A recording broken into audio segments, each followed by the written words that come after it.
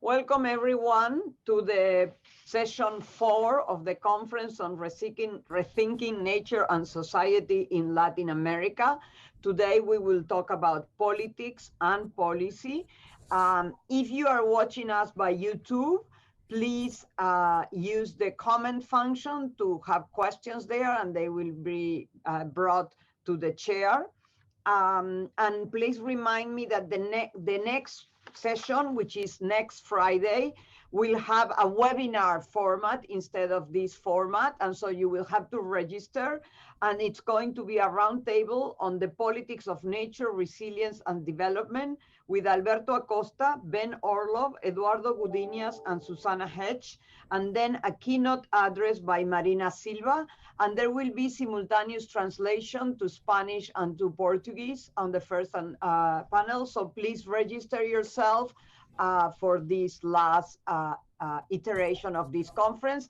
Thank you very much. Welcome all of you, and I'll leave Ben Orlov, who will chair this panel, now in charge. Well, thanks very much, Vicky, and welcome everyone. We have 4 very exciting and diverse papers here from a variety of topics. And speaking first is Marcela Torres Wong, who's got she has a master's degree and a law degree from the Universidad Católica del Perú and a PhD in political science from American University. Her research areas include socio-environmental conflicts, extractive industries, indigenous movements, and participatory institutions in Bolivia, Peru, and Mexico. She's a full-time professor at Flaxo in Mexico and part of the research team Conversing with Goliath. So that is perhaps us here. Mobilization around extractive industry and environmental conflicts in Mexico, funded by the British Academy. She's part of the executive committee of the National Strategic Program for the Energy Transition in Mexico, run by CONACYT. She promotes participatory methodologies in the creation of sustainable energy systems in indigenous communities in Mexico, funded by a variety of distinct resources, the Centre National de la Recherche Scientifique in France, as well as here in the US, 2009 to the present, done fieldwork in various conflict zones between indigenous populations looking at mining, oil, and wind energy. And there's a range of sites in the Amazon in Peru, El Chaco in Peru, in Bolivia, Oaxaca, Chiapas, Tabasco, Yucatan, and San Luis Potosí. So we look forward to hearing from Dr. Torres Wong. Welcome. Thank you very much, Ben, and thank you all for inviting me to join the panel today. I'm going to share my screen. Please let me know if you can see it. Yes. Yes. Okay. So I only have 10 minutes, so this is going to be tough. I want to tell you a little bit about the possibilities that indigenous peoples living in extractivist contexts have today to achieve self-determination. You see the slides? We see the first slide. Okay. So here we go.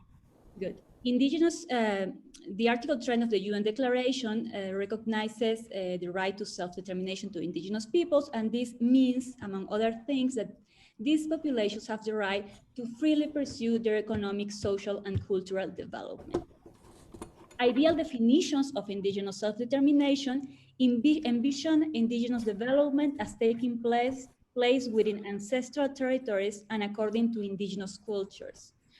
But what are the chances that these ideals can be a reality in Latin America, where the expansion of extractive projects in its multiple forms is depicted as one of the major threats for indigenous peoples?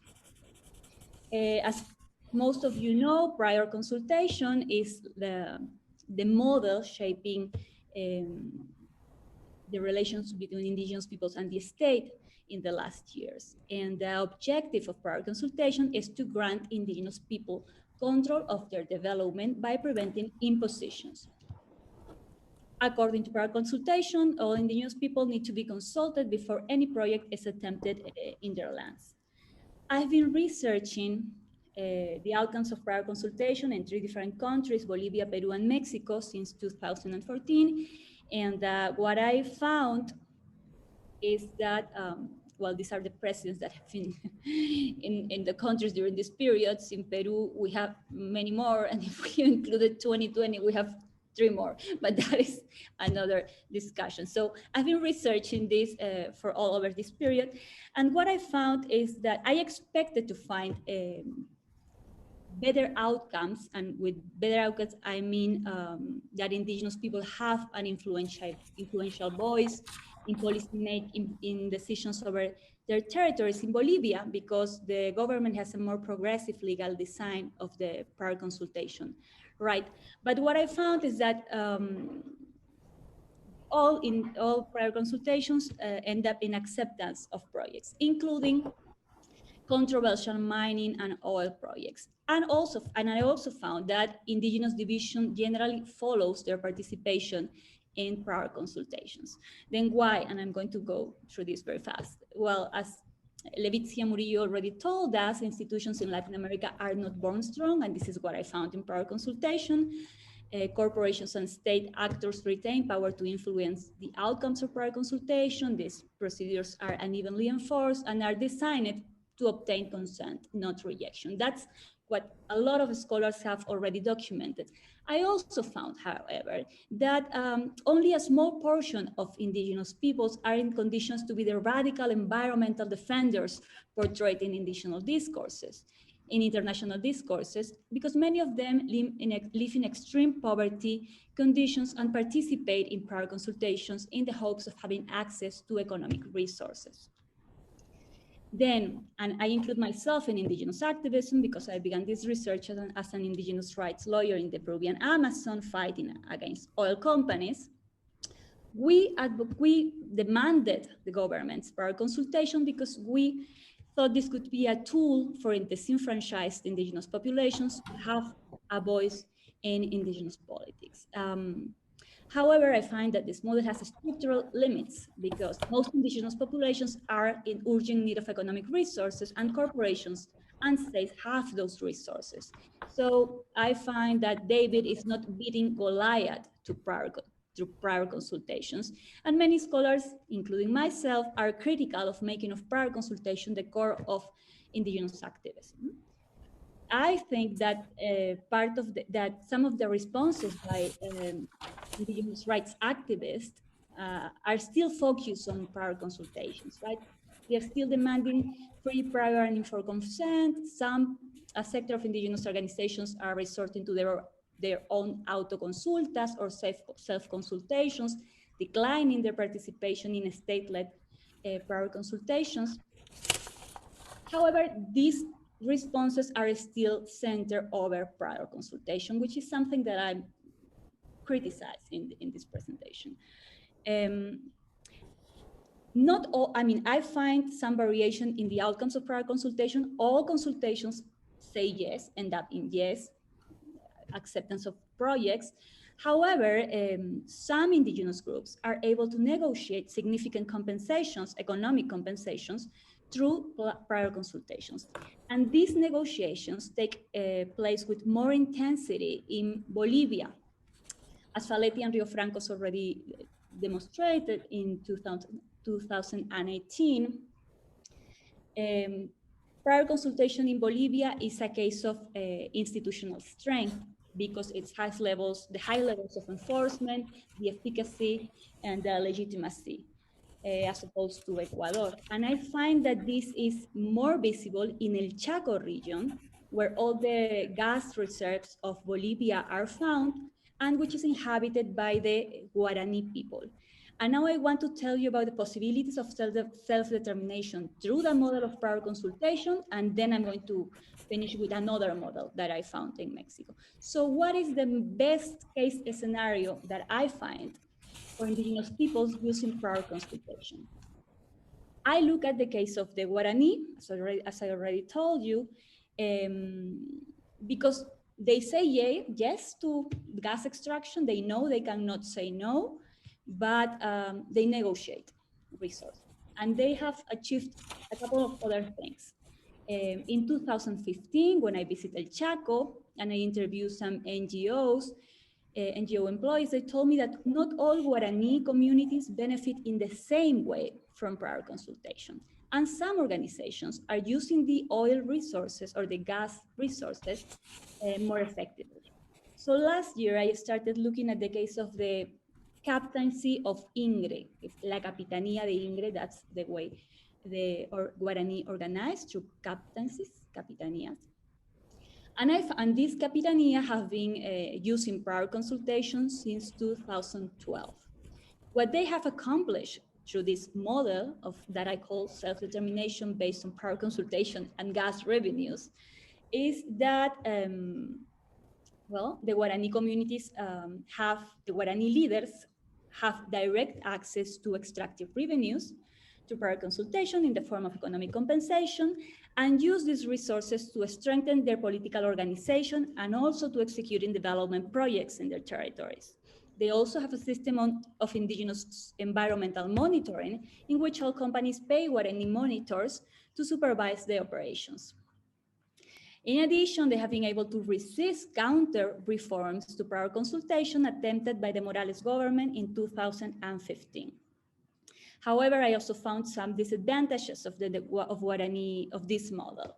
Guarani communities have to share their territory with oil companies, which is a source of conflict inside communities. Women are more vulnerable to the presence of oil companies, indigenous women. Indigenous monitors are co-opted by oil companies because they pay their salaries. And there are environmental impacts that the monitors cannot prevent. The Guarani have not been able to articulate opposition to the Morales government when it attempted to expand gas exploration in natural areas. So the government moved forward with this measure, and there was nothing that the indigenous organization was able to do about this. And there's division, cooptation, and territorial fragmentation that has increased as a result of prior consultation. And I can discuss this later if there are questions. But so this is what I find in this model based on prior consultation and revenues, which is the best case scenario that I find, because in most cases, unfortunately, indigenous people are not able to negotiate resources. However, I found another possibility of indigenous development in the state of Oaxaca in Mexico. The Zapoteca community of Capulalpan de Méndez, in the region known as the Sierra de Juárez, used municipal autonomy granted by the Oaxaca state in the mid-90s to build a sustainable development model for the benefit of community members. Using community assemblies, which is the local participatory mechanism to make decisions, indigenous leaders were able to negotiate resources with the INPI, which is the National Institute of Indigenous Peoples, and resources not tied to extractive industries, resources for indigenous development, and the Secretariat of Tourism to implement ecotourism, and they cooperate with other state agencies to develop sustainable use of their forests and provide community services, environmental services. In 2005, when a mining company attempted to implement open pit gold mining in Capulalpan, this was not possible. The community banned, through community assemblies, banned the project, and the Canadians had to leave. So some of the advantages of this model, as opposed to the other, is that I find that there is community development, there is environmental protection. So community development is strongly tied to environmental protection, and this is something that every visitor can see when they visit Capulalpan. The defense of Mother Earth is all over the community. This model has been able to resist mining. They don't have to share the territory with extractive companies. However, there are some disadvantages. Women are not allowed to participate in politics. They don't own the land. And the autonomy used to fight mining companies is also used to fight the women quota. So these are some of the disadvantages that I find in this model.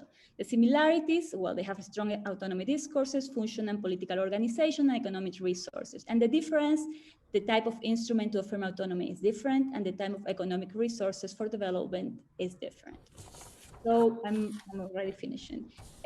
What I find, participation to prior consultation or community assemblies is an exercise of autonomy, and this means accepting or rejecting extraction, but also negotiating economic resources. Indigenous activism should move beyond prior consultation and pay more attention to local self-determination processes. And finally, autonomy and economic resources not tied to destructive industries can deliver results that are closer to ideal definitions of indigenous self-determination. I'm sorry, Ben.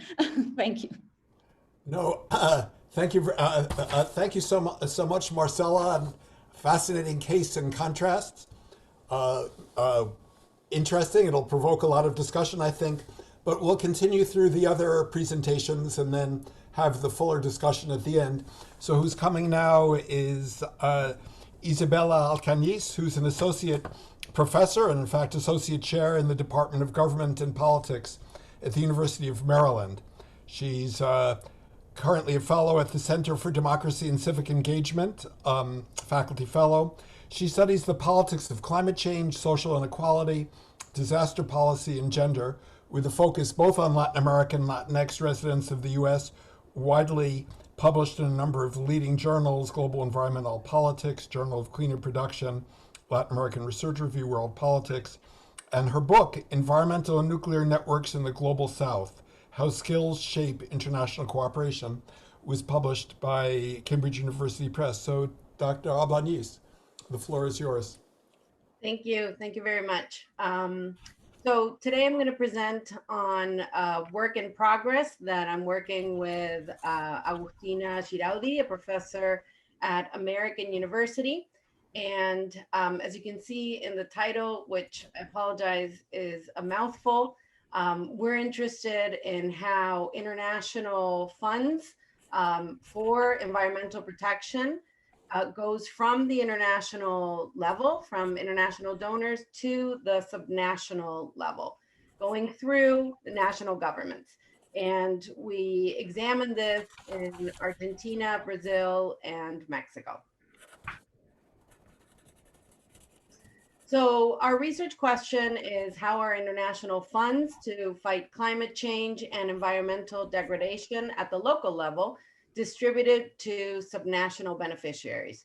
We think this is a very important question.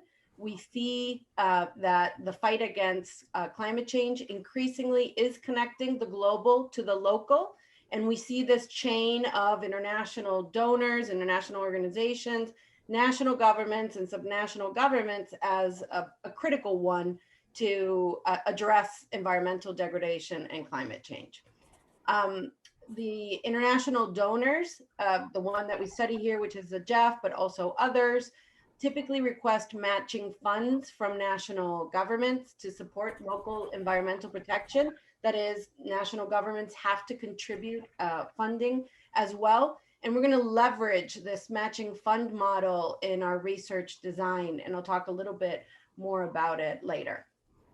And to anticipate our argument, we argue that tensions between the preferences of the international donor and the national government will help explain the subnational distribution of green donor funds. And we find evidence that these preferences are not always environmental preferences, because if you think of it, really what should predict how subnational or how international funds to combat climate change and environmental degradation is distributed at the local level, it should be environmental need. But we find that political preferences and other types of preferences is what is helping explain this distribution. We draw from two very well established literatures, the Foreign Aid Scholarship, which is very vast, examined the connection between the international donor and national governments. This is a very rich long literature, but we are particularly interested in theories and findings that explain how donors' development and political preferences shape the selection of country recipients. And then from the subnational politics scholarship, which examines the connection between the national government and the subnational government, we are interested and we draw from theories that examine how national governments' electoral and partisan incentives shape the selection of subnational government recipients of national goods and services coming from the national government or the federal government. The premise of our argument is that even though the international organization or the international donor gets the ball rolling when it contributes funds to a country to address climate change and environmental degradation, the national government actually has power because it makes the ultimate decision of subnational allocation of funds. We believe that the national government has the incentive to use any additional funds it receives, from international donors or other sources politically. But we also highlight that the national government is constrained by the mandates of the international donor and the conditions that the donor attached to the fund. And typically in environmental funding, foreign funds, the international organization mandate is to invest in regions with low capacity, low development, because precisely the technical requirements of environmental remediation, environmental protection, right? So the IO, and this is in IO literature, has as a clear mandate, not the only mandate, but as a clear mandate to invest where there is little or even none capacity, right? And social development indicators will be an indicator of that capacity. So our expectations, our theoretical expectations here is that the international organization will prioritize the development needs of the subnational unit, which funds will flow to, and the national government will prioritize its electoral strategy in the subnational unit. And in matching funding models, we expect the bigger contributor to decide that balance of preferences and ultimately determine the allocation at the subnational level.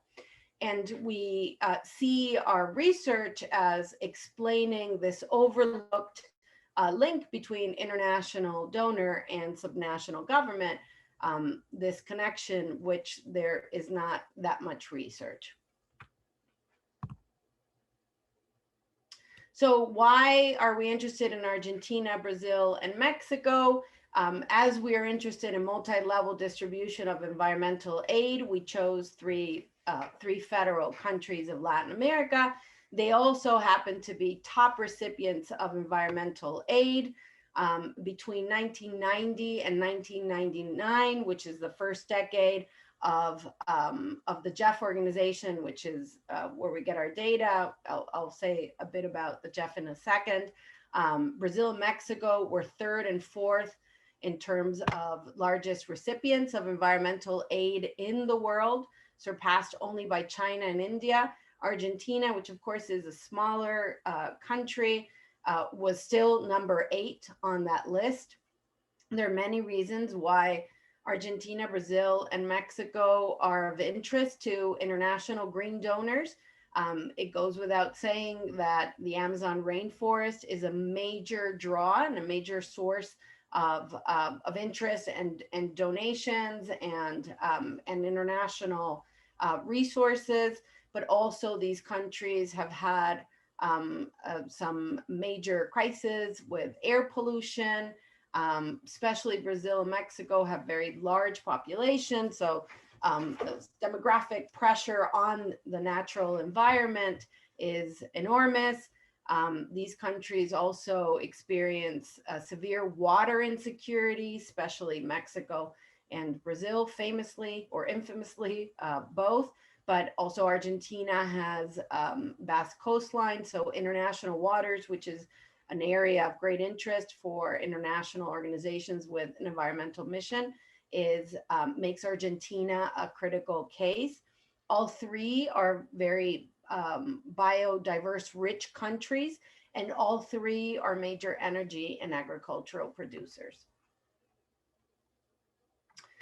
So the data that we use in our work is the GEF data. GEF is the Global Environmental Facility. It's the largest public international donor for the environment. We cover the early years of the GEF up to 2017, when the GEF gave to Argentina, Brazil, and Mexico over $100 million. GEF funding goes to, the way it works is that it goes to the national government, which in turn distributes to subnational governments. And the areas of the jurisdictions the policy jurisdictions that GEF has are international water, biodiversity, climate change, land degradation, and chemicals and waste. And the way that it works is this matching fund model. GEF offers grants for projects, so it's not loans, it's disbursement of funds, and participating national governments have to contribute co-financing. And that contribution, that match, the share of funding by the two entities over the years has evolved. So this to give you a sense of what GEF priorities are, the types of GEF projects by country, for the three countries, for the years of interest. You can very quickly see that biodiversity is an area that receives a lot of international funding for these three countries. Also climate change, to some extent, international waters, and land degradation. Another big slice of the pie is the multifocal area, which means that projects are making a contribution to more than one of these areas. And a lot of these multifocal area grants include biodiversity, climate change, and land degradation. So I'm sorry to say that our time is advancing. So if you could present maybe major conclusions. I'm gonna jump right ahead. Thank you. This is the data. We coded it ourselves. The share of GEF contributions by grant and subnational units per year, and then we have a series of independent variables and controls to test the need hypothesis, where development need is determining subnational distribution of funds. This is the IO. With its mandate, and then the more political ones where it's the national government and its mandate. And to briefly say what we find evidence of our argument when GEF's contribution is larger in these projects go to poor, less developed subnational units with fewer number of effective parties and less competitive subnational elections. When the national government contributes more to these projects, those projects go to richer and higher human development subnational units with a higher number of effective parties and more competitive elections at the subnational level. So we see that environmental aid offers opportunities for national governments to pursue electoral politics, and the international donor remains mostly driven by development need more than environmental need. This is what I just summarized, and I can show that in the Q&A if you're interested. And quickly, a few implications. We see that it's very hard for the national government to pass up the opportunity to make it rain and competitive subnational units to use the funds that are coming from abroad for the environment. Doesn't mean that those funds do not go to projects that are environmental.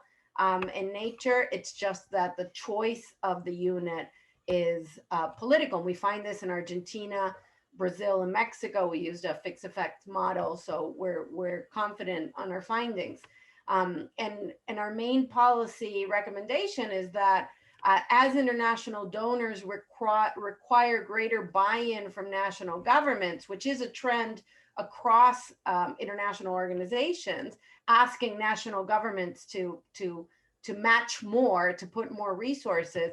They also will want to increase other accountability mechanisms, because what we find is that when the national government becomes a main partner in an environmental project, an environmental grant, it gets to decide where that grant goes more freely.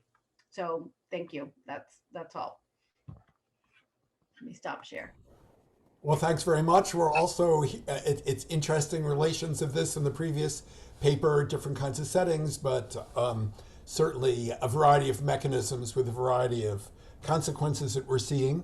And we move now to Ricardo Gutierrez, who has a licenciatura and a master's from the Universidad de Buenos Aires and a PhD in political science from Johns Hopkins.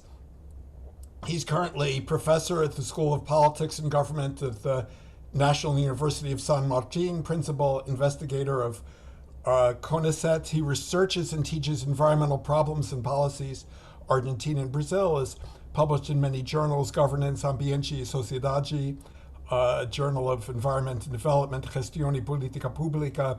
His latest book is Construir el Ambiente, Sociedad, Estado y Políticas Ambientales en Argentina, published in 2018, and we welcome Dr. Gutierrez.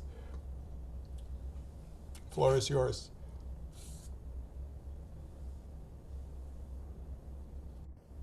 Thank you, Ben. I'd like to thank Vicky, Gustavo, and Deilas for organizing this excellent conference and for inviting me. I'm going to talk about the critical impact of environmental mobilization in Latin America.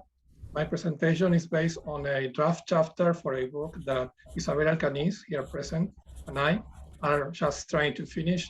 And also is based on other articles that I wrote with another colleague, Lucas Cresta. So what I'm going to present is a review of the literature on Latin American and Caribbean environmental politics focused on social mobilization. And the main questions I want to address in my presentation is, can social mobilization have an impact on environmental policies, and under what conditions? And to do this, I will answer a number of specific questions that are related to different dimensions of environmental mobilization. First, who are the actors engaged in environmental mobilization in Latin America and the Caribbean? We find in the literature two major types of actors, which are the elite or professional organizations and the grassroots groups. Some studies focus on either of these organizations, and other studies analyze both of them in different ways. I try to say a little more about this. Next, how do social actors interact with each other? I mean, how these two types of actors interact with each other. And we find here two different views, the dichotomy view and the coalition view. From a dichotomy view, elite organizations and grassroots groups are disconnected, if not opposing actors that pursue separate issues, while from a coalition view, elite organizations and grassroots groups work together around common issues or goals as part of the same alliance, coalition, network, or movement that may even include economic actors. Next question is, what type of actions do social actors perform? And also here we distinguish the dichotomy view from the coalition view. From the dichotomy view, elite organizations mostly use institutional modes of action, while grassroots groups perform contentious actions. Instead, from a coalition view, both groups, grassroots groups and elite organizations, can combine contentious and traditional or institutionalized modes of actions as they form part of the same alliance or coalition or network. How do social actors relate to the state? From a dichotomy view, we see that grassroots organizations typically engage in conflicted relations to the state, while the elite organizations are supposed to build, or they build more collaborative interaction with the state. Instead, from a coalition view, local or municipal governments and other state agents join or support grassroots groups, professional organizations, and other social actors in the same network, coalition, or alliance, as in the Mexican case that Marcela was talking about. Here are some examples of these two views as regards the relationship to the state. For instance, Tammy Lewis' book on Ecuadorian environmentalists, which is an excellent book. She distinguishes between eco-resistors and eco-dependents. Eco-dependents are elite professional organizations that are dependent on international donors or state funds, and they work with the state, and they don't interact with the other group, which are the eco-resistors, which are resistance groups, as is in the name. They don't work with the state. They don't get money from international donors and so on. And for coalition view, here we have two excellent examples. One is on anti-mining protests. It's a study by Walter and Urquidi, the study of anti-mining protests in Argentina, Guatemala, Peru, Ecuador, and Colombia. They show how local authorities support the protest, the social mobilization, and also how they bring formal legitimacy to the demands of the environmental coalition, especially through the implementation of bottom-up consultations and plebiscites. And another example is this is from Brazil, it's Maria Carmen Lemos' study of pollution control policies in Cubatão, in Brazil, in Sao Paulo. And she shows how progressive technocrats and popular organizations form temporary alliance that push for pollution control implementation, and they did that successfully. So along with Walter, Urquidi, and Lemos, several studies highlights the importance of society-state collaboration because the success or failure of environmental claims rely to a large extent on the ability for social organizations to finalize within the state and the collaboration between state actors and social actors.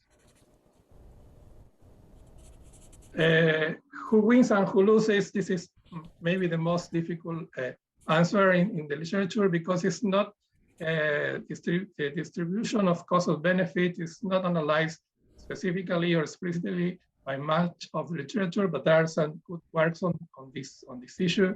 And so here we distinguish like two views, one more optimistic and one more pessimistic.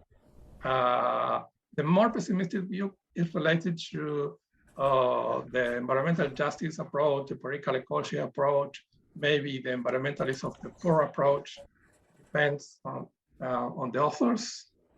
Basically, these studies argue that there's an equal distribution of benefits and costs, and also power asymmetry between those who benefit from the appropriation of nature and those who suffer from that appropriation.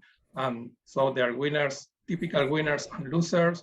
The winners are the large companies and the state, which is an ally to the large companies, and the losers are the affected populations, and the affected populations can resist decisions, but they can hardly change them.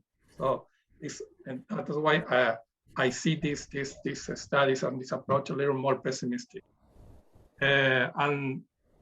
But there are some studies that show that under certain conditions, that the affected populations can become winners. So that's why this would be a more optimistic view. So they can become winners means that they can change the course of decisions, and they can, for instance, halt anti-mining projects or change the course of environmental policies in some areas. And this happens when broad coalitions are formed with diverse social actors, local producers, or small businesses and state actors. And so here you have some examples of both views. So to finish us and to go to the main questions, can social mobilization have an impact on environmental policies and under what conditions? Based on this review, we can say that social mobilization can affect policymaking when three conditions are met. First, when the activity in question is still in the project stage or is not fully operating.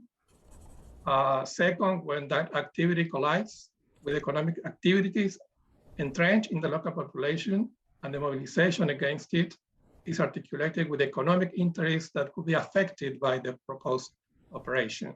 And third, when the social actors manage to build a broad alliance with the participation of political actors and state actors that can become central to reverse previous decision. That's it, and thank you. Well, thank you very much. It's very interesting to see how these presentations unfold and how they connect. I think this most recent one establishes some linkages between the first and the second, and perhaps now with fourth from happy to introduce my colleague Rodrigues Soares, who's the Lehman Professor of Brazilian Public Policy and of International and Public Affairs, and he's an affiliated professor of economics. His research centers on development economics with a wide range from health and demographic economics to crime, labor economics, history and institutions, has appeared in a number of journals, American Economic Review, Journal of Political Economy, American Economic Journal, goes on and on. 2006 was awarded the Kenneth J. Arrow Award from the International Health Economics Association, best paper in the year in the field of health economics. Research fellow at the Institute for the Study of Labor. He's at the A in Germany, research affiliate at JPAL Latin America, associate editor of several journals, been a consultant for the World Bank, Inter-American Development Bank, state governments in Brazil on issues related to crime, violence, health, and development. So, Rodrigo, please go ahead. Thank you, Ben. Thank you so much for the introduction, and thank you, Gustavo and Vicky, as well for the invitation. So I'm going to be talking about property rights enforcement and policy design mostly from a conceptual perspective with some specific examples. And despite seemingly a little different from the other presentations, actually, I think Ben is correct. I think several aspects of what I'm going to say actually, I think, are closely related to the discussion that Ricardo brought up. So the general point that I want to make in this presentation is related to the difference, a distinction that I'm making here between what I'm calling idealized and constrained optimal environmental protection policies, right? So I know it sounds a bit too economic, these terms, but I mean, what I mean by idealized policies would be policies that are designed ignoring the limits to state capacity in terms of monitoring enforcement, kind of a naive view of the policy-making process. So these would be policies based on some idea of an ideal outcome socially, without really thinking very carefully about the feasibility of implementation. So we may want to protect some species, we can just outlaw any type of economic activity related to that species and any type of trade, even when we actually don't have any way to enforce this prohibition, let's say. This would be the idealized policy. And then what I'm calling constrained optimal policy would be a policy that is designed taking into account these limits to monitoring and enforcement, right? And I think conceptually, the key aspect that I want to highlight is basically the capacity and the incentives for public and private monitoring and enforcement of policies. And this tends to be particularly relevant in environmental protection in a context such as the one in the Amazon, because you have vast areas of very difficult access, very sparsely populated. So obviously the challenges to government enforcement of policies is very large as well. There are three aspects that link this discussion in my mind. I'm going to give an example very, very soon. One is the issue of property right assignment. The other one is the issue of monitoring capacity. It could be technological or manpower monitoring capacity and incentives. This could be both public and private. And the third issue would be the issue of enforcement. I mean, could be both institutional capacity to enforce or political will to enforce as well, which is definitely a relevant issue right now. Obviously, these aspects are very interrelated. They interact with each other. So what type of issues that I have in mind, and I'm gonna give you an example in the next slide, that if the state has sufficiently high monitoring and enforcement capacities, any regulation can be implemented without much trouble. And you could think just about the ideal policies without much regard for the details, right? But if you have a very aggressive regulation, such as prohibition, for instance, under limited monitoring or enforcement capacity, and also with undefined property rights, very, very strict policies can actually backfire very badly, right? So, and why is that? It's because when you have limited monitoring capacity, there is little that the government can do. If coupled with that, you have undefined property rights, also you're going to have weak incentives for private monitoring, right? And this can be kind of disastrous. And I'm going to spend most of the time, I guess, talking about the simple figure that encapsulates these different issues, and that actually has shaped, to a large extent, has shaped my view on this topic, right? So this is basically exports of mahogany from Brazil. So mahogany is a very valuable tropical wood. These are exports of mahogany from Brazil between the early 90s and 2013, right? So the thick dark line is basically legal exports of mahogany. This dashed line is actually represent exports of what are called like other tropical timber species. I'm not making this name, other tropical timber species. This is actually kind of a residual trade category. When you have when you have international trade, you have to classify the goods. There are different types of wood. There would be mahogany, there would be ipe, there would be other ones. And then there's a final one that is like other tropical timber species, right? And this is actually describing the evolution of mahogany regulation in Brazil. So before 1999, mahogany could be extracted under what were called management plans. So you needed a license, you needed a plan for extraction, you needed to survey the area and prove that you had a certain number of species. Obviously, there are lots of illegalities in the working of this regulation, but there was a regulation and there was some legal exploration, right? In 1999, due to environmental concerns and to pressures, both internal and external pressures related to deforestation and mahogany extraction, actually 85% of these firms are shut down, right? So 85% of the firms that operated in this market were shut down. Later on in 2002, the market was shut down completely. So further extraction of mahogany was prohibited in Brazil, right? So what we observed during this period is when mahogany extraction was actually legal, it was contained under, exports were contained under a certain level, and they were actually coming down, right? You actually observe some exports after the market shut down because specimens that were extracted before prohibition could be exported later on.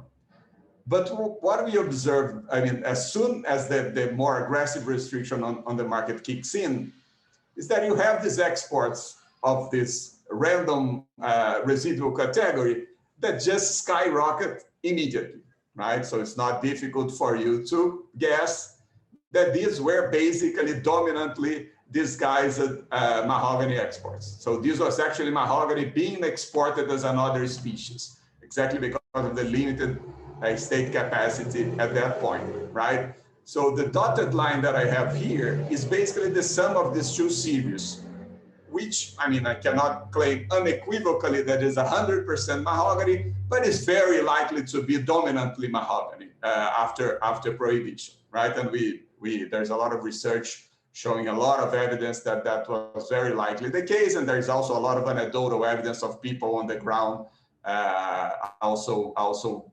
exactly portraying exactly the same situation. So if you believe this story, basically this let's say this strengthening of the regulation and eventual prohibition, they actually increased the extraction and exports of mahogany. And this was reversed later on in 2008 because of increased capacity and incentives for monitoring. And I'm going to talk about this later on in a quick while, right? So this is basically monthly data. It's even more extreme. You see that these exports of other tropical timber species did not exist, and 2 or 3 months after the suspension of 85% of the management plans, is just skyrocketed. Then it increases again after prohibition, and then it comes down. We show, I mean, in other projects, in an ongoing project, we show that this was also associated with increased deforestation and increased cattle ranching in mahogany occurring areas, right? We also show that there was an explosion of violence in mahogany occurring areas that followed very closely the exports, right? Exports of these other tropical timber species. So this is an example of an aggressive policy under very weak enforcement that basically what it did was to turn a legal market into illegal, right? Since you had weaker incentives for private monitoring, it actually led to an increase in extraction. At the same time, because the market that came together was an illegal market, it brought together the side effects that we observed in illegal markets, among them violence, right?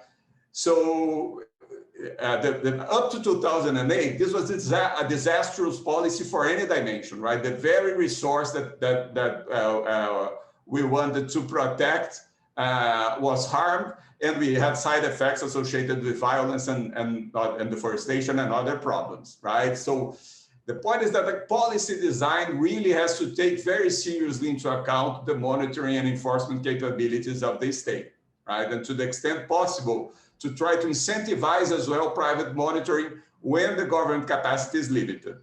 And this is possibly with both economic and also social engagement incentives, right?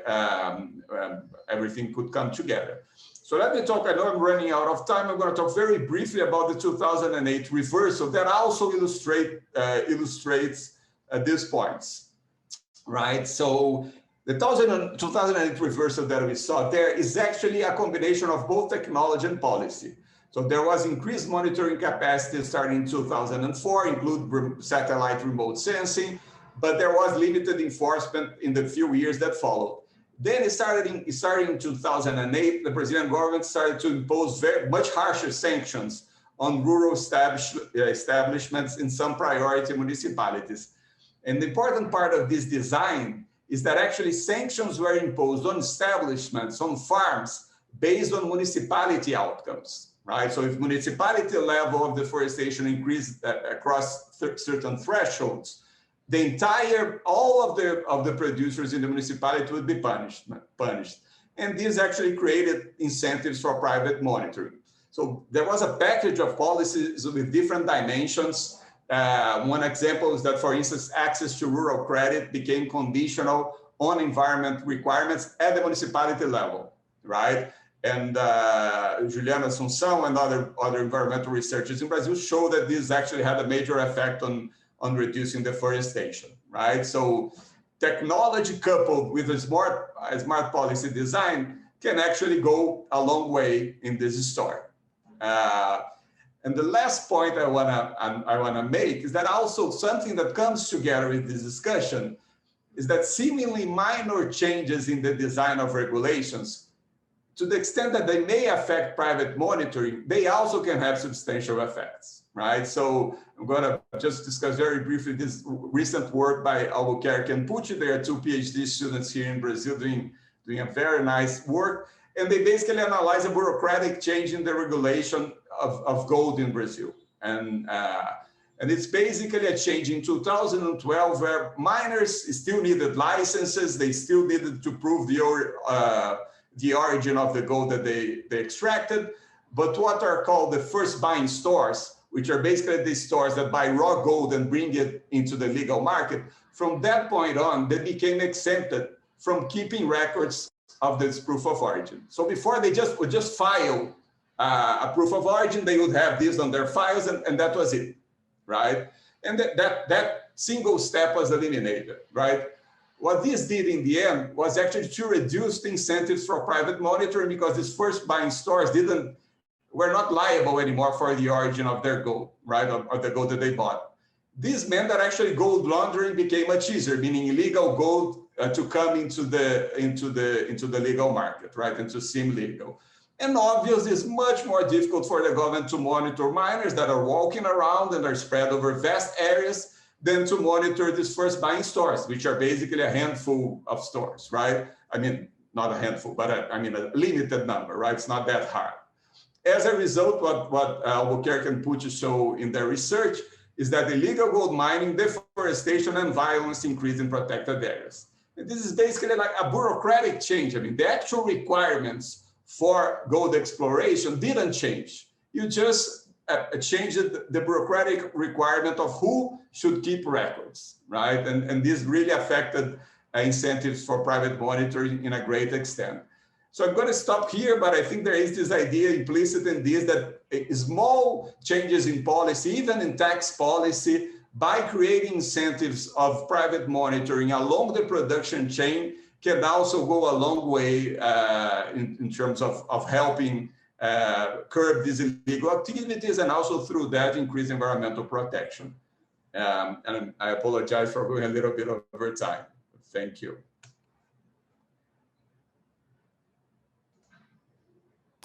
Thanks very much. These are fascinating papers showing a variety of approaches and cases. I'll mention just a couple of points briefly, I think, and then turn it to Vicky, if that's okay. I'm struck both how some of these papers focus on the relationship of international organizations to national and subnational governments, while others look more internally. But all of the papers show the unevenness of state power across the landscape and across the society. And many of the areas that we think of in terms of nature and of resources are areas that might be relatively poorer, less populated, might have indigenous peoples in them. And so in some ways, so that creates a very interesting dynamic. Sometimes we're seeing the possibilities of coalitions are one of the things that several of the papers have talked about. It's striking how the first and the last, Marcella's paper and Rodrigo's paper, both showed some policy differences. I mean, they're very different kinds of cases, but it's interesting seeing how some provisions of the Oaxaca state government open possibilities for indigenous communities. And we're also seeing the variety of forms of regulation in the Brazilian government. So on the one hand, that points to kind of national, subnational institutional design, but then there are other times where there's kind of more a structural framework of the various kinds of coalitions that can be constructed. And I think Ricardo gave us a really critical point in terms of how do we even assess the outcomes.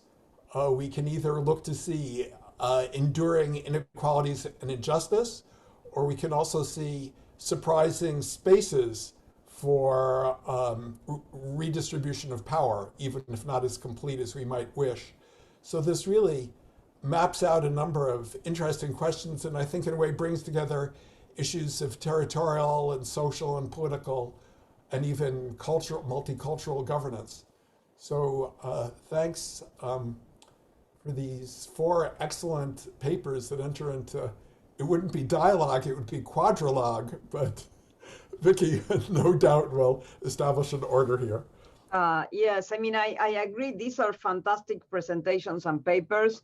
And I think they really speak well to each other. A few comments is the weakness of the international actors, I think, because they do not have capacity to monitor.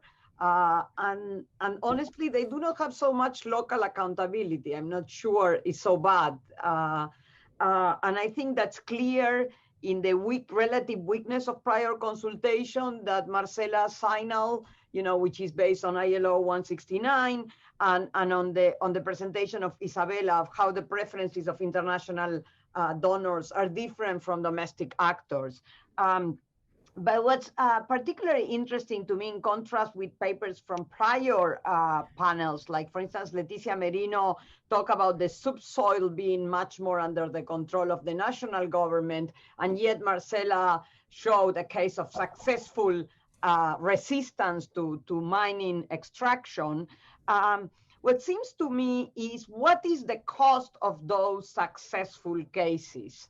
So Ricardo says that, resistance requires that the activity doesn't exist already there, that the activity collides with economic actors that are powerful at the local level, and that they have the ability to make alliance with basically political power at the local level, right? And that's the case of stopping extractive industries.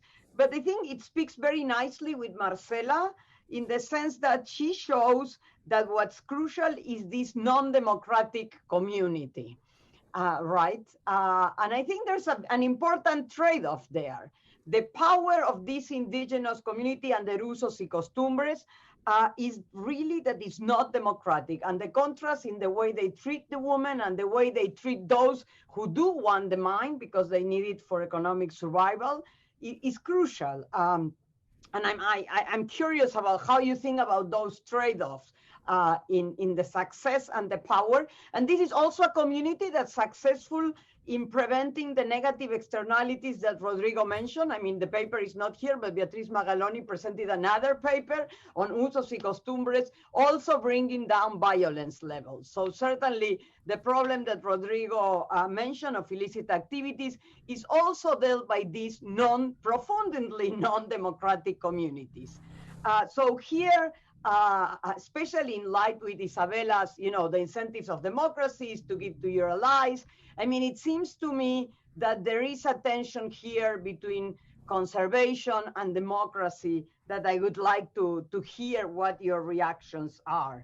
To Ricardo, it seems that the distributive costs are not just to those who oppose anti-extractivism, but to those who are in favor. I think Marcela's story tells us about those who wanted the mine and we are defeated and not treated so well. So I think it's even more complicated, the distributive cost there. And the distributive cost that Rodrigo talked about, I'm a little, I have to say I wrote a book about weak institutions, and so I have a different reading of your story. So for me, technology might be external, but the change in the rules of the game is the result of different political coalitions. And in fact, there is the book by Margaret Keck and Catherine Hochsteller about environmental regulations in Brazil. And they argued that at the beginning, they were kind of window dressing, right? That there was not, the fact that the enforcement wasn't weak, it's not a mistake necessarily, but a result of how the institutions were established. And so, yes, I guess you need sanction power and you need incentives, but sometimes I would say the lack of those is not a mistake, but it's done, and in fact, there are studies that show that in other countries it's done because it's the result of the political coalitions that support who has the power to write those rules. And so my only, so I wanted to ask you if you think that's the case, so it is more than the right design, and also to what extent this enforcement could be co-produced, right? So that if the state has not capacity to enforce, against going back to Oaxaca and the usos y costumbres, there is the paper that Marcela showed that the local level might have capacity to enforce. There is a paper by Beatriz Magaloni that showed they also have a pretty authoritarian way of restricting violence. And again, in both cases, the tension is with democracy. And since we think both conservation is good and democracy is good, I would like you guys to also think about the trade-offs there.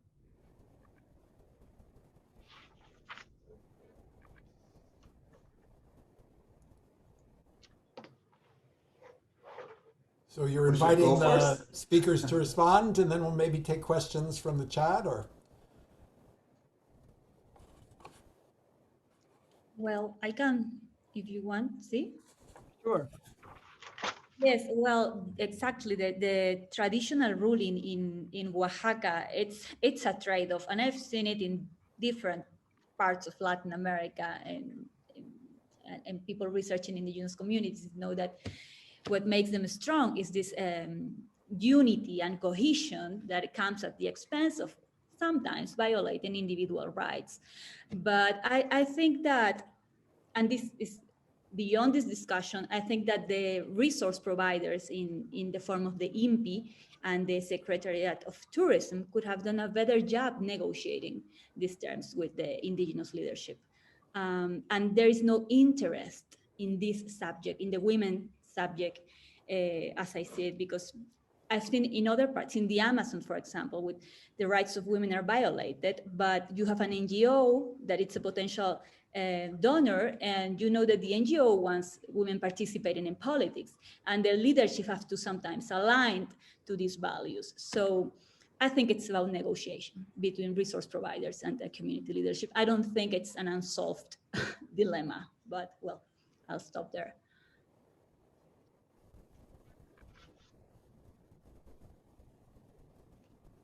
I can go ahead about the question about the trade-off between conservation and democracy. I don't think there's a single answer to that. I think it depends on the cases, really, because for instance, in the case of the community consultations about our mining, in the cases that I know, and the cases also that Urquidi and Martinez research, these are community consultations with the support of local authorities.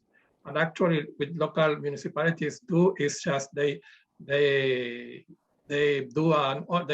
pass an ordinance to run the community consultation. So you have this combination of democratic elected authorities, the local municipalities, and the community consultations there. So in those cases, I wouldn't see a trade-off or contradiction between the conservation and democracy. And also, in the case of Argentina, I know some cases of indigenous opposition to mining with these community assemblies, as assemblies that Marcela were talking about. But in those cases, these assemblies are dominated by women.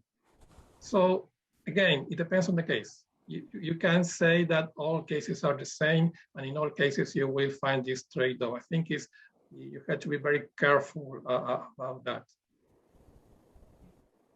Can I go next? Yep. I was thinking that so there's not a clear. We don't discuss democracy and the role of democracy in this, but it's clear that the national government is prioritizing provinces and states that are more democratic, right? Because they have more effective, more real electoral competition. But I would say that both in the negotiation for the grant and how the international donor and the national government will collaborate to pursue whatever the goal is, there's a lot of accountability. So even the international organization with a mandate that is not about democracy. And elsewhere in my book, where I analyze similar data, there's not really an effect. Democracy is not driving where the Jeff invests money. But even without that, the international organization is holding accountable all parties involved, not just the national government, but the subnational government, because they have to give back a report, and they have to show how the money was spent and what it was spent in. And of course, there might be some noise there, and not all of the reports may be fully true, but there is an accountability mechanism at play that we think can be deepened. But to answer to Vicky's prompt, I think that also has a positive effect on having more democratic exchanges. So thank you, Vicky, for the question. So in terms of the issue of I would say like endogenous enforcement, I agree entirely with you that it is even more like as like from a long-term perspective. Nevertheless, you, in some sense, what I'm saying is that the platform of environmental activists and people who want to make that change has to take that into account, right? So for instance, the changes to the mahogany market that I mentioned, they were not driven by the agents that actually supported law enforcement. They were driven by environmental activists, politicians involved in an environmental platform. And knowing that, right, I mean, a posteriori, obviously, it would have been better probably to let the market work as it had been working before, at least up to 2008, right? So it's true that enforcement is endogenous, so the political actors have to take that into account when thinking about what policies to push for. Otherwise, I mean, I think it's still true that they can backfire. And I would say a little more as well, even, I mean, conditional on that, the technological and institutional aspects, I think they remain key. Because what we see, for instance, in 2008, the reversal in 2008 is very extreme. So before 2008, I guess the climate for enforcement and the receptiveness to a more serious environmental policy was already there, but it really did not have the technological and institutional instruments to make it happen. And then when the change happened with the package, a package of changes in 2008, then there is a dramatic drop in the trends related to deforestation, and particularly in the mahogany market. And just to make it clear, the 2008 changes were not particularly related to this mahogany market. They were related just to deforestation overall and to environmental protection overall. And they just interacted with this previous mahogany policy in a very extreme way and instantaneously, right? So I think that it's true that it's endogenous. Still, I think these other dimensions remain very relevant. The issue of co-monitoring, I agree completely. That's what, if I understood correctly, that's what I was kind of calling private monitoring in the presentation, right? To bring in local communities. And that's the point that I wanted to make, that sometimes by changing regulations only slightly, you actually change incentives for people to engage in monitoring very extremely. This can be done for self-interest purposes, so people who are just protecting themselves and want to make profit, or I guess that's the relationship with Ricardo's and the other presentations, through engagement of local communities as well, right? It could be for economic interest, it could be for, if you have enough social capital and local communities that are cohesive enough, they could also help in this sense of actually trying to monitor things for common good, not for self-interested purpose. But I agree completely with that, and I think it's a very important aspect.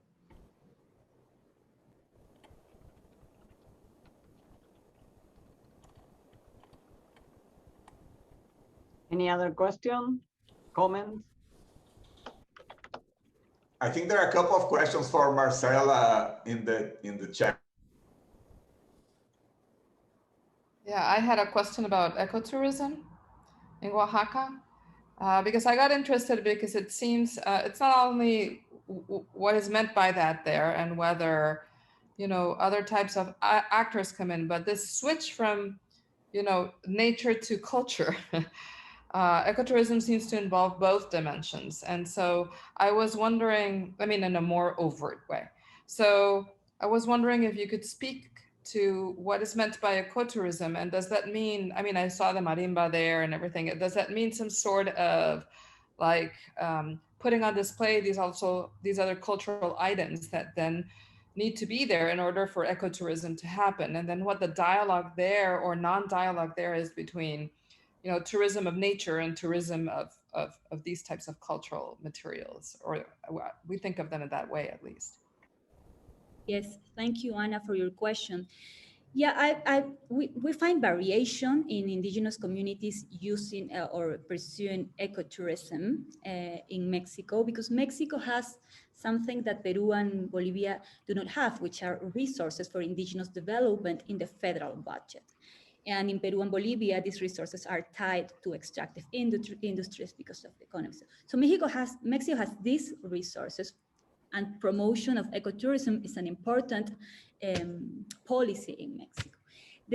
We find that ecotourism in communities that do not have a strong community system as Capulalpan are usually undertaking, you sell culture in all these cases, this happens. But in Jomun, for instance, this is another community I research in Yucatan. The ecotourism is undertaken by individual initiatives, not through community-based companies like in Oaxaca.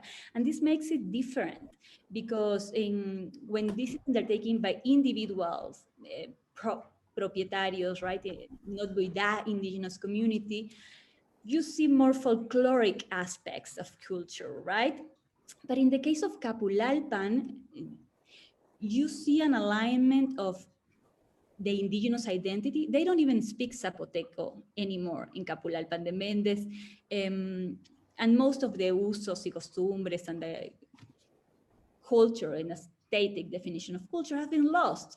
But now they have come to sell this idea of being the environmental defenders, because they beat mining and they take care of the forest. So that's what they use to attract tourists, and the food, and also, but this identity is what attracts different types of tourism now, right? So I would say that. Thank you. I have some questions for my fellow panelists. Can I? There's also a question from Jacob Copas, right? Oh, yeah. Jacob, do you want to say it or do you want us to read it? Because you're here. Hi, thank you, Vicky. Yeah, I'll say it really quick. I just would like to ask Marcela Torres-Wong to comment a little bit about the effectiveness of consultation procedures and having consultation rights as an institution, both from, I put in a couple of examples of maybe some cases where just focusing on completed consultations might not actually be capturing all of the variation and the effect of consultations on mining companies or other resource extraction companies' decision-making process. But also even the successful examples of alternative to consultations, they also are done with the background of consultation rights in the institutional structure. So the examples you gave from Mexico, they pursued other alternatives as an organizational strategy, but they had that consultation rights as an alternative strategy that they could use, and also which they could build upon to make it more effective their strategy. So I just wanted kind of see if you could respond to that a little bit and see what the ultimate effect of consultation rights are. Yes, Jacob, thank you for your question. This is something that I get very often when I talk about my vision of prior consultation. I think prior consultation works for mobilization. When they are not actually implemented, they work very well for us. We mobilize our prior consultation. Sometimes we get the courts to ban projects because governments did not implement consultations. I found 2 consultations, one in Mexico where the CENER, the Secretariat of Energy, had to withdraw the consultation because they were afraid of their lives. They were consulting communities in Chiapas about oil extraction, and things got violent, so they ended up the consultation and it's suspended. So that served to mobilize communities and I agree with you in that. Also, the discourse of prior consultation has served to create this response of self-consultations, auto-consultas, and sometimes this works well.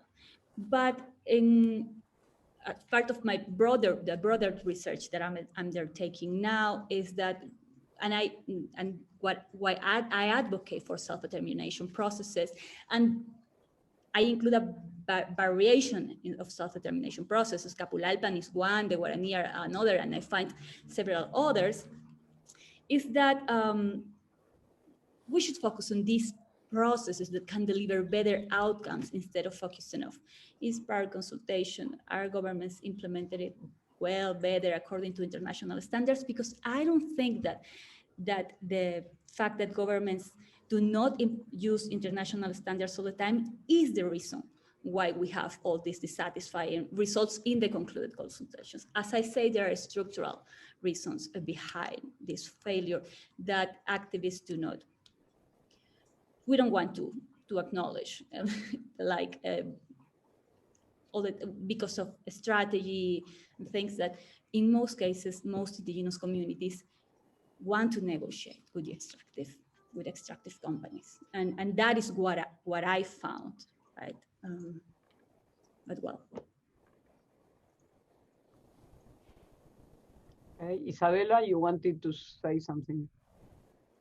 Yes, I wanted to, I had actually questions for all the panel members, but we don't have that much time. So maybe I'll just ask Rodrigo. I want to push back a little bit this, that regulation, your argument that regulation is the problem. And I wish I would really want to see more of the evidence on the mahogany example, because of course, if you don't have that evidence, it looks like the regulation actually worked. But I get that, you have a lot of illegal trade, not just in Brazil, but all around the world. So I see that you can have evidence that it didn't work. But this is what I'm thinking. You say that, without good monitoring and I guess clear land property rights, that regulations, especially strong regulations or very ambitious regulations, will fail. And there's research that shows that good monitoring capacity can be built along the way. I was thinking of Matt Amengual's book on precisely enforcement and monitoring, and how state officials can network with social actors to monitor, usually not self-monitor, but monitor, industry, for example. And then there's also research that shows that clarity of land property isn't as much of a necessary condition for regulation to work, which may be counterintuitive, but in the developing world, there are many examples of regulation and intervention. A lot of research actually on international intervention in the RED program to restrict deforestation, where you would think that land property rights are critical, but actually these programs can function without that clarity of land property. So given some of the research out there, some actually carried out in Brazil, why blame the regulation and maybe not some of these other elements? I mean, the case that we explore is just a fact. So it's published, the paper is published in the American Economic Journal, Applied Economics, you can check it out. And my co-author has had previous work showing that mahogany extraction actually increased after prohibition. You can also check it out. I think it was published in Land Economics. And the evidence is all there. So you can check it. If you think that the empirical work is lacking, I'm open to hearing the criticism, but it's there. Having said that, I never imply that actually regulation is bad or that actually didn't say either that property right is necessary. What I said is that the absence regulation without property rights, without enforcement capabilities is a disaster. That's what I said, and I think there are other examples not related to environmental issues. We can look at the war on drugs is a similar issue with to different extents in different countries, right? So again, if the government has a technological and institutional capacity and will to regulate, you don't need property rights in the sense of private property rights, right? The government can just monitor and punish, right? When the government doesn't have that, what I said is that actually when the government doesn't have that, property rights can help create incentives for private monitoring. So that's what I mentioned. And I think that the general point that I wanted to make is that actually the ideal policy design should take all of these into account when it's being conceived, right? And that's, for example, that's why I think that graph figure of mahogany summarizes the entire story in a very neat way, because then after 2008, when you have both technological and institutional tools to actually punish, right, to monitor and to punish, right, things changed dramatically within a year, right? So, and obviously, what I'm talking about, this evidence is not only the figures that I show you. I just show you the figures because it's a more policy-oriented panel. I do think that they give the entire story is there, but if you look at the paper, there's going to be a lot of extensive statistical analysis on that. So in the case of mahogany, I think it's absolutely unequivocal that was a regulation. It doesn't mean that it always is going to be, right? And again, I think the key issue that I wanted to make, the one that I had in the second slide, is the combination of monitoring capacity, enforcement capacity or will, and property rights. It's a combination of those, and to different extents, depending on the level that you can rely on each one of these. So that's what I had in mind. Maybe I misspoke at some point.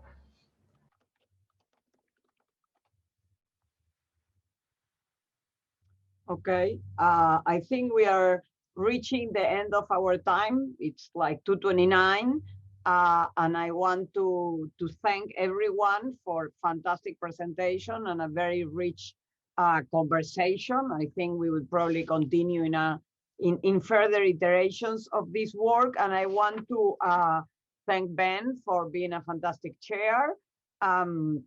And Monica for making this possible technically, and invite everyone to the next and last iteration, the last panel of this conference that will happen in a webinar format. So you need to register yourself, and that's going to be the roundtable discussion on politics of nature's resilience and development with Alberto Acosta, Ben Orlov, Eduardo Gudinias, and Susana Hedge, and a keynote address by Marina Silva with simultaneous translation into English and Portuguese. So I welcome, I want to thank everyone, and I hope to see you next Friday. Bye.